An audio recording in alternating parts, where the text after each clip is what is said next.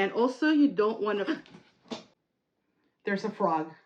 Hi everyone, it's Mary and welcome to My Oasis Life. And for today's video, I'm repotting 3 of my plants that are in desperate need of repotting.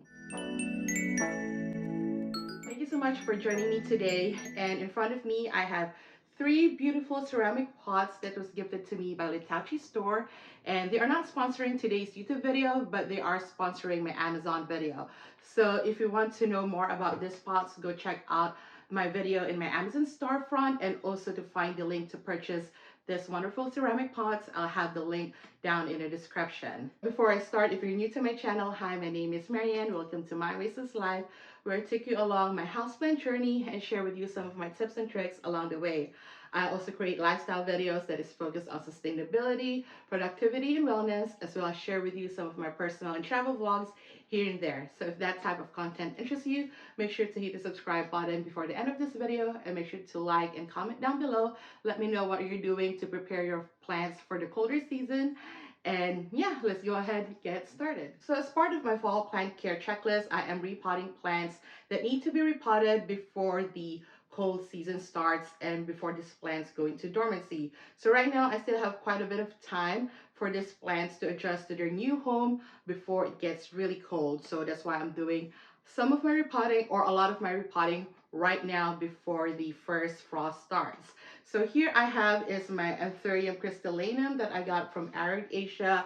As you can see, it's not doing quite too well. Honestly, I'm actually surprised that I didn't lose as much of the leaf as I thought I would, because I'm thinking, or I might still lose like 1 to 3 of the leaves it currently has. And what I learned from Anthuriums is they do need to be watered quite frequently. Of course, you have to be wary about overwatering, but they do like their medium a little bit moist, and they like to be fed regularly.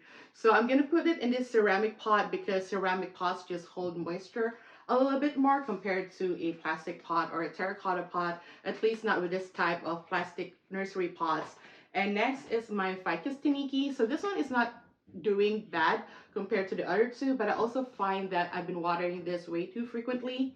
It has been in this glazed terracotta pot ever since I've gotten it, and it is time for an upgrade. So I'm putting it in the medium-sized pot, and let me put it here for a while now. And lastly is my Syngonium Chiapense, and I don't know if you can see it in frame, but it has gotten so huge. It definitely needs repotting. And as you can see, there are like yellow leaves at the bottom. I was away for the weekend, so this one wasn't watered while I was gone. As you can see, it's in a terracotta pot, so it dries out pretty quickly, especially since this is such a large plant. So what I'm going to do is I'm going to be repotting it in the largest pot, which will hopefully help it retain a little bit more water, so I don't have to water it as often. And I might also probably propagate it and get rid of the bottom half. We will see what happens as we repot it. So let's start with the smallest one, because I think this is the easiest one to repot. And in the instructions that came with the ceramic pots, not that you need any instructions for how to repot a plant, but maybe you do. These are some guidance that they give on the step-by-step on how to repot your plants into their ceramic pots. So one thing that I would note is just make sure that you have the drainage net right in the center and covering the drainage hole before you repot your plant. So with this one, it's very easy. All I'm doing is really taking this out of the plastic container. This one is in sphagnum moss and leca, so it's not going to make a lot of mess, I hope. But what I'm going to do is just carefully take it out, pour out the leca and sphagnum moss that I have in the bottom. And having leca at the bottom is not necessary. It's a personal choice, but for me, it just helps with the drainage a little bit more. And as you can see with the root system, it's healthy. There's no root rot, but it is very dried out. So I'm going to be making sure to water this after I repot it. But as you can see how easy it is, I just plop it in. Since they're pretty much the same size of pot, this is a 4-inch nursery pot. This is 4.3. So I do want to give this plant some breathing room. So that's why I don't want to overly pack it. I just literally take it out of the plastic pot and plop it in the ceramic 4-inch pot. And there you go, easy peasy, but we'll be watering it later. And so just let me just clean my workstation here. Okay. And next one is the Ficus Tineke. So this one might be a little bit tricky. Let's see. So with this one, it's in a little bit of a mixed medium. It has leca, charcoal, orchid bark, and all of that, and the regular potting soil mix. And what I'm going to do is I'm also not trying to disturb its root system because it is a ficus plant, and if you own any ficus plant, you know they can get very finicky and can get a little bit sensitive when you mess with the root system especially. So I'm also kind of like doing the same thing with this one as I did with the crystallinum, but also I'm probably going to be needing to add a little bit of soil just to fill up the rest of the pot. So I'm just gonna pour it. Okay. So yeah, as you can see with this one, I had to provide my own net because the terracotta pot did not come with it. But since this one already came without one, I don't have to worry about it. But I do want to take it out as I move it into this new pot. I'm already starting to make a mess, but that's okay. All part of plant care. I said I didn't want to disturb the root system, but clearly I'm basically traumatizing the entire root system as I try to get that netting out of it, which is why the one that came with is a lot better because it's a smaller circle for the drainage net. I hope I didn't hurt the root system there, but yeah, and I'm just gonna keep it there and let me clean my station again, just because I don't like a messy station. Like who does, right? I'm just gonna pour. Okay. And over here I have some additional soil, and I'm just gonna use a large spoon to fill up the size of the pot. So when you are upgrading your plant's pot size, don't go any more than 2 inches. So this one was originally in a 4-inch pot, and this one is a 5.3 pot. So we just went up just a little bit over an inch for this one. And I'm just making sure to put more soil on the side to stabilize the plant. And also you don't want to... There's a frog. Oh my God.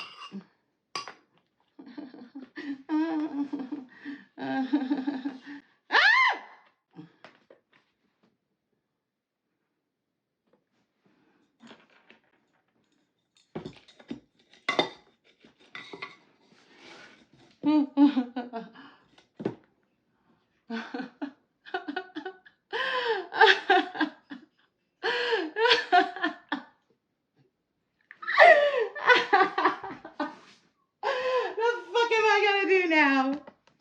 Oh my God.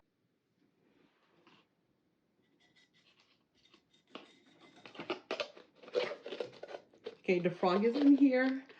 I'm gonna take it out. Oh my God. Oh my God, that was crazy. I hope there's not any more frogs in this soil because I kept this soil outside and I was just like, you know, letting the sun kind of like disinfect it and dry it out before I use it for this video. I didn't think there's gonna be a frog in there, but if you've been a long time viewer of my channel, you know that's not the first time it happened. Previously, it was a garden snake. So that's, you know, what happens when you live in suburban Maryland. But yeah, so let's continue repotting this video. I really hope there's not any more frogs in here, but okay. So yeah, so just you want to fill it up as I was saying. Just but as I was saying, you don't want to fill it all the way to the top. You want to leave like about an inch from the top, so when you are watering it, the soil doesn't overflow. And with this one, I kind of like keep it like this. And once I water this, because the soil is dry, the soil would go down a little bit more. But instead of adding soil, I would probably add sphagnum moss on top or something, maybe leca or anything similar, just for decorative purposes, but to also just to keep the top soil from overflowing whenever I do have to top water it. Because a lot of my plants I like to bottom water, but with this type of planters, usually more often than not I'm going to be top watering. So I just want to make sure the soil is not overflowing, and putting like sphagnum moss or any stop dressing would help prevent that. So that is the Ficus Tineke in the medium pot, and let's clean up again for a little bit. Whew, that was wild and crazy. Oh my God. Ugh. And I have to hurry this filming because the Amazon video is kind of like already overdue. I already have to post it. Of course, this part is not making that Amazon video, just the repotting itself. But that was wild. Okay, so let's now tackle the Syngonium Chiapense. So with this Syngonium Chiapense, hold on, let me adjust the camera first. All right, so with the Syngonium Chiapense, I thought of just cutting it here even before the yellowing happened and just propagate it that way. But it also means that I have to kind of like change up the plank it's in, and it's pretty much attached to the plank. So I don't know if I want to do all that work right now. So what I'm going to do is I'm going to cut the leaves down here since they're no longer viable, and then see what's going on with the root system and see if we actually need to like chop and prop, or we could just like transfer it as is. So let's go ahead and do that. Let me get my tray so that I don't keep spilling on the mat and onto the floor. Okay. So again, just making sure the drainage net is on top of the drainage hole so that you don't clog it up. And let's see what's going on with this one. I am going to remove the leca top dressing first because I do want to reuse it for top dressing again. I think I might have some more leca downstairs, we will see. But okay, so let me just take this out. Give it a little bit twist. Sometimes with terracotta pots, the roots tend to also grow into the side of the terracotta pot because you know it is porous and the roots can get into there, making it hard to get out of the pot. So what you can do is like use your shovel or a spoon like I'm using right now and just like loosen it up on the sides. And right now it should be easier to take out. Yeah, there you go. And yeah, it's a pretty good root system, but you can see it is very root bound. So again, just making sure the drainage hole is not getting covered. Yeah, so I don't think I need to chop and prop, but we will see.